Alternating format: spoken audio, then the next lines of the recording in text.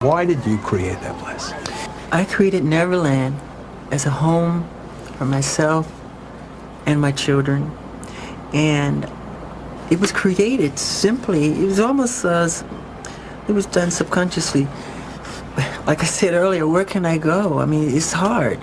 I've tried to go as myself, and I've had policemen actually tell me, put on a disguise and give me an autograph from my wife or whatever, but they tell me, why are you out here like this with no security?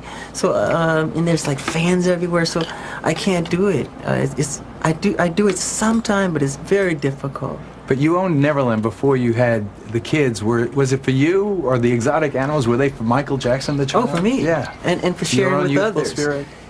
For me and sharing with others, because it gave me a chance to do the things I never got to do when I was little. We couldn't go to the movie theaters. We couldn't go to Disneyland. We couldn't do all those fun things. We were on tour.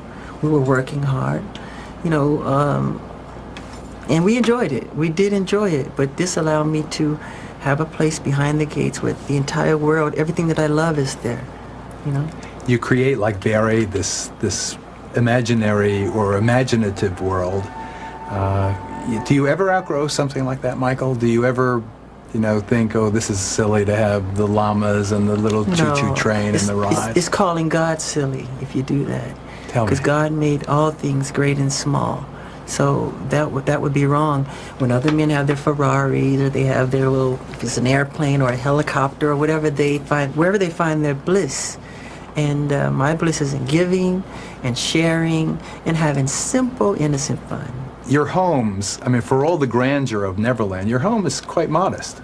And your personal style, I don't see any bling, for instance. There you go. How come? How come you have a big diamond thing that says Michael? Because I'm modest in that way. And if I had it on, I would probably give it away from the first kid who would walk up to me and say, wow, I like your necklace here. You can have it. Because when I was little, stars like Sammy Davis, Fred Astaire, Gene Kelly. If I admired something they were wearing, if I simply said, God, I love that shirt you're wearing, they would give it to me. So I was taught that, that's part of a show business trait, to hand it over. Despite the glare of the media attention, and even the day that I was there and you invited the inner city kids there, what's it like to have the kids there? Why do you do that? I wanted to ask you that question that day, but I pose it to you now. Why? Why do you, when you see those kids, tell me what's going on? Because I think I've traveled the world over 8 times around the world, and I go to I do as many hospitals and orphanages as I do concerts. But of course, it's not covered. That's not why I do it for coverage. I do it because it's from my heart. And there are so many children in the cities who've never seen mountains, who haven't been on a carousel, who haven't petted a horse or a llama, who've never seen them.